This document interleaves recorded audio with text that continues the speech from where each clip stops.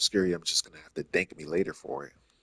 Like, hey, we cleared out that thing so you guys can have that big iron V pot near your place. Let's see what these freaks are doing. All these little spiders. You know, there's a spell where you can summon these, or there's like units that summon those things. They're pretty clutch, I gotta say.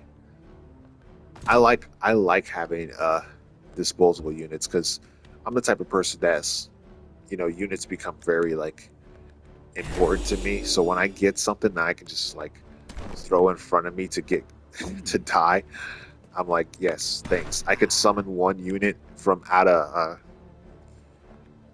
every once per battle. Like this is perfect because I can just throw them in front of me. It's really hard for me to not take the zombie summoning Hmm. ability every time like my main guy levels up because I'm like that's just so useful.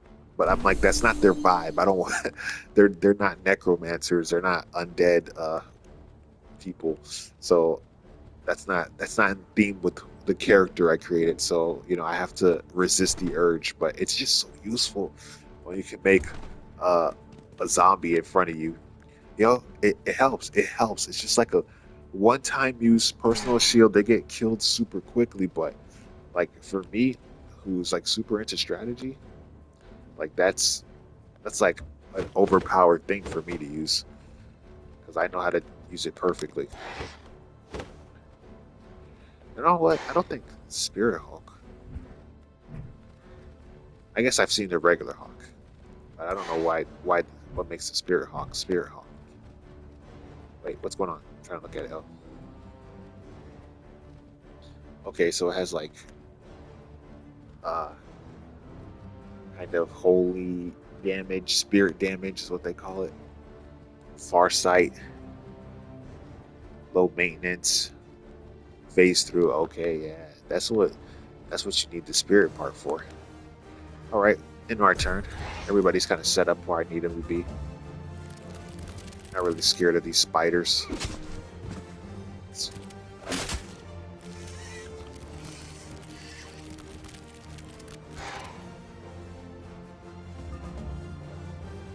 All right, have these mages bust off a couple of cosmic bolts. Boom, bam, dead. Not finished off yet. Ah. Ah. Frost blast, melee strike. See, I just hit them. They're there. Not gonna travel. Huh? All right, see. Now, my strategies in this game is never to really spread damage. I like to focus damage. Like, I'll spread damage if I need to do damage control on somebody, on some enemies. Keep them at bay, keep them guessing, keep them directing their power towards other people. But for the most part, I like to make sure that I get rid of a unit. Because if there's a unit dead, then that's a unit that doesn't do damage. So, ice coffin. Those I like moves that stun enemies too, because that really helps too to keep them from doing as much damage as possible. Spirit Hawks take them out. Ooh, dead. Huh? Done deal. So focus damage there, it's dead. Focus damage on this next one. It's not gonna die, but get it. Ooh, frozen. Hmm. I didn't think his thing was gonna freeze him like that, but that's good for me. Actually, I'll probably just leave them since they're already frozen.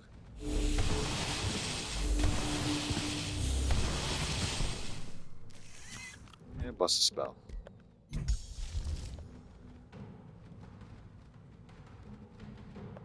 Hit you guys with it. Boom. They're frozen. Ooh, Star Blades. Dude, that move is such. I feel like anytime I have to face an enemy that has Star Blades, oh my gosh, it's always. I always feel like scared whenever I have to face a faction that has that. I just feel like they just get nonstop like upgrades. I always feel so underpowered when it comes to facing them. And dead. Oh wait, no. Oh yeah, they were just counterattacking. So I feel like those birds did some pretty high damage. I think I'll hit these guys with these back mages. It's just, well, that looks so cool. That freaking whole like magical arc rune that formed when they did that. That looks sick. I don't think I've ever seen that. I mean, I saw these guys just kind of do something like that, but not as big as that other one. And let me get my pike guys to get a little. Okay, they're not gonna finish them off, so what the? Maybe we'll freeze a 30% chance. They already got frozen, so they probably have a resistance. Yeah.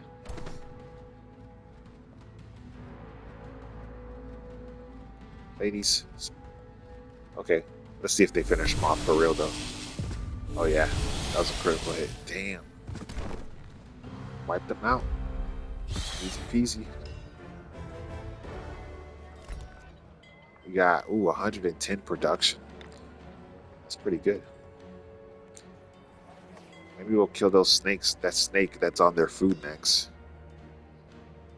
For now, we don't really need to do anything.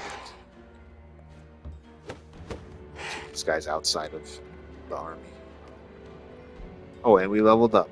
Oh, and because of that 110 production, we finished our Wonder Shrine. So we got to set a new, and we can annex. Oh no, I just tapped it for a second, so it looked like it was blinking. Next. Ooh.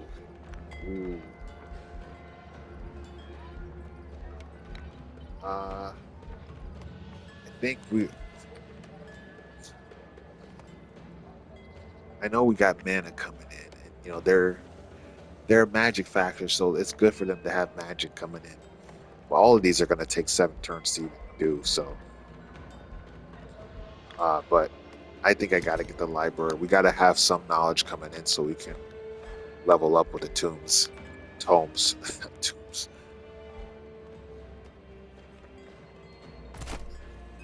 All right.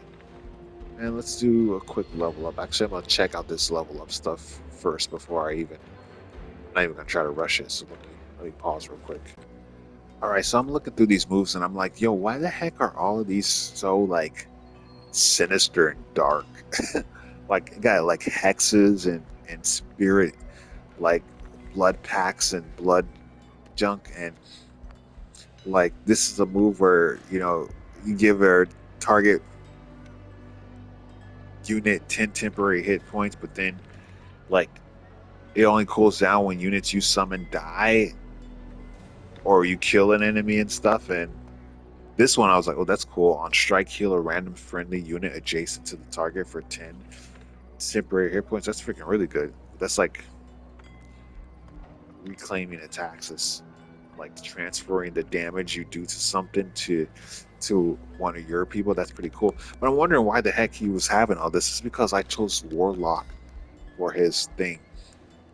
Now, I didn't know what Warlock was, but the thing is, like, in the main menu, they don't really tell you what kind of tree you get when you choose the type, the main units, your champion units fighting type. Like, because they have a lot of weapons that work for multiple fighting styles, combat styles, and since they have multiple weapons, it's like you can switch from warrior to spell blade or something like that, and they both have a sword, right? And so you pick a sword, but you're not really realizing, you're not aware that those two different things, a spell blade or a warrior, has two completely different growth trees. You don't know what they are. I mean, you could assume that they have different growth trees, but you don't know what those growth trees are. So if you kind of aren't even paying attention or don't even really think about it too much, you could be like on like a spellcaster choosing just a spell or not even thinking about the fact that there's a difference between a warlock and just uh spellcaster. I don't know what the other names for the magic units are or the magic champions are, but if you just go and you're like, oh yeah, no, just the orb, yeah, that's good, and not thinking like, oh, you have to actually change it because you're either going to be changing to a place something that has like a more heal friendly growth tree, or like this kind of like warlockish growth tree. I just think it's interesting, but I think I'm gonna get this transfer life thing only because I want this the reclaiming attacks thing, and this little bottom thing, this flame soul, that's freaking intense. I didn't even read what it says, but it just sounds crazy. But we'll cross that bridge when we get to it. But for now, I'm going with this transfer life, and now we'll just send our scout a little further this way, reveal some stuff, and he's making his way over to Yellow Lock, which I think is what we're gonna make our way to next.